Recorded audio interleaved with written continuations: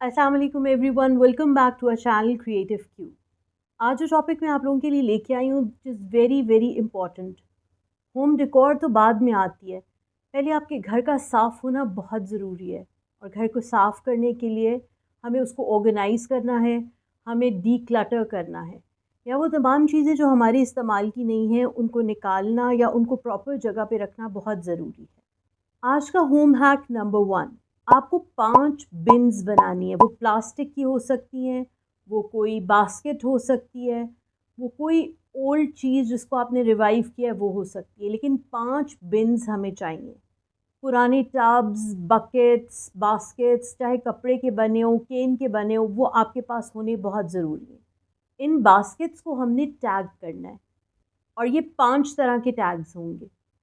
पहला टैग होगा put away, दूसरा होगा फिक्स एंड मेंड, तीसरा होगा रिसाइकल, चौथा होगा डोनेट, पांचवा बहुत इम्पॉर्टेंट वो है ट्रैश। बिल्कुल हम ट्रैश जमा करते हैं, आप और मैं, हम सब। हम पहले बिन की बात करेंगे जो कि है पुट अवे। पुट अवे बिन क्या है? आपने सबसे पहले अपने इस पुट अवे बिन को पूरे घर में अपने साथ लेके जाना है और तमाम वो चीज़ें कलेक्ट करनी हैं जो कि अपनी जगह से मिसप्लेस्ड हैं। फॉर एग्ज़ाम्पल, कहीं बुक्स बिखरी हैं, कहीं टॉयज़ बिखरे हैं, कहीं पेन्स हैं, कहीं मेडिसिन्स हैं, कहीं रिमोट कंट्रोल्स हैं, कहीं शूज़ हैं, कहीं सॉक्स हैं, कहीं कपड़े, दुपट्टे, स्कार्फ्स पड़े हुए हैं। तमाम आपने एक जगह इकट्ठे कर लेने हैं। इसका फ़ायदा ये है कि अगर आपका कोई मेहमान घर पे आया है, एकदम से आपको क्लीन करनी है, आप अपना वो बिन उठाएँ, उसके अंदर वो तमाम चीज़ें जो आप एक्स्ट्रा घर में लग रही हैं, आप उसमें डाल दें। उसके जाने के बाद या जब आपको टाइम मिले, आप वो चीज़ें अपनी जगह पे प्लेस कर सकते हैं।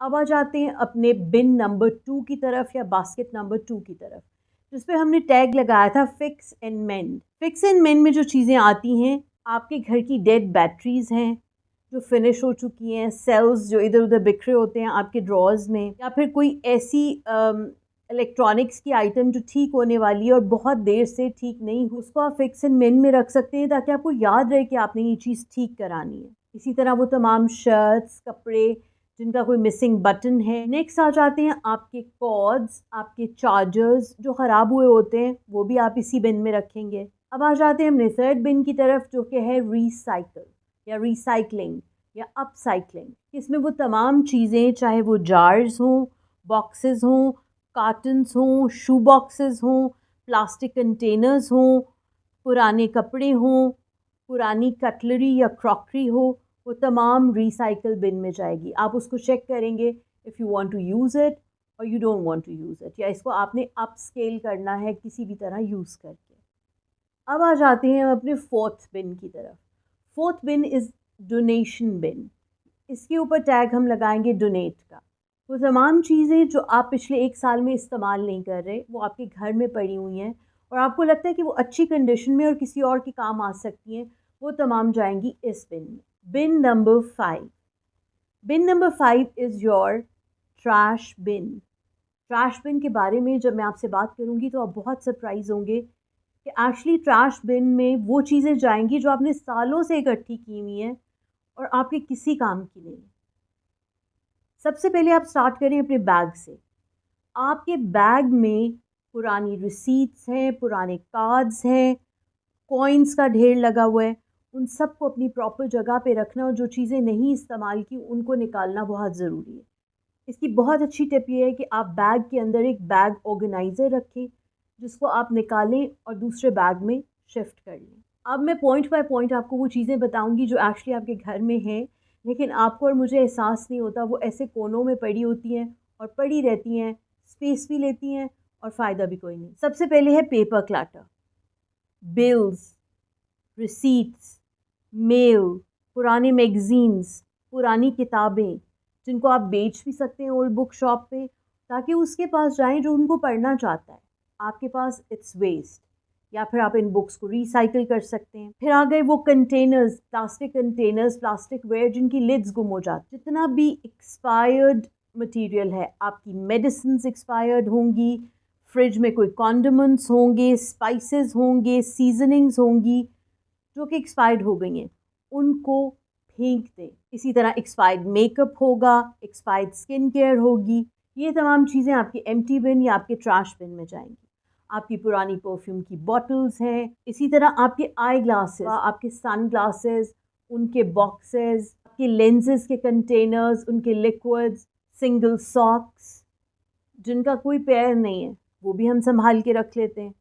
कैंडल्स जो बर्न हो चुकी हुई हैं, बर्न आउट हो चुकी हुई हैं, यूज़ हो चुकी हुई हैं, वो नहीं फेंकते, उनको फेंके। पुरानी डीवीडीज़ को फेंके, पुराने टॉयज़ को फेंके। ड्राई पेन्स होंगे, मार्कर्स होंगे, कलर्स होंगे, इसके अलावा ओल्ड बिजली का सामान या इलेक्ट्रिकल अप्लाइंसेस। नया बीटर आ गया है, पुराना हमने अपने पास रखना है। नई फूड फैक्ट्री आ गई है, पुरानी भी पड़ी हुई है।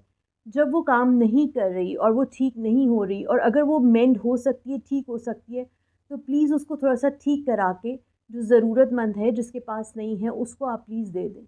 पुरानी बेड शीट्स, पुराने पिलो कवर्स, पुराने पिलो केसेस, कुशन कवर्स, उसके अंदर की फिलिंग्स जो अब बिल्कुल वोन आउट हो चुकी हुई हैं, आपके किसी काम की नहीं है, वो भी संभाल के रखी हुई हैं, प्लीज़ उनको निकालें। अब आपके 5 बिन्स जब फिल कर लेंगे उसके बाद आपके लिए बहुत आसानी हो जाएगी ये डिसाइड करने में कि क्या चीज़ फेंकनी है, क्या रखनी है, क्या दोबारा यूज़ करनी है, क्या एक्सपायर्ड है, क्या आपके काम का है, क्या आप नहीं चाहते कि अपने घर का हिस्सा रखें उसको।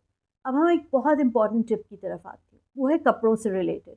आपको और मुझे बहुत अच्छे से पता है कि घर में सबसे ज़्यादा क्लटर मेस कपड़ों का होता है।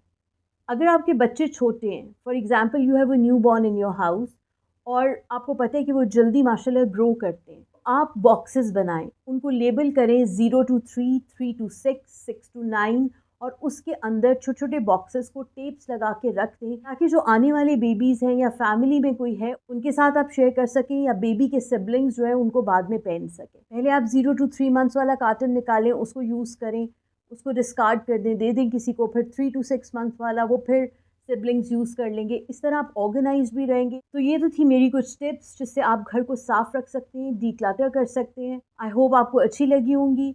अगर अच्छी लगी हैं तो please subscribe the channel and wait for the next video. Thank you very much. Allah Hafiz.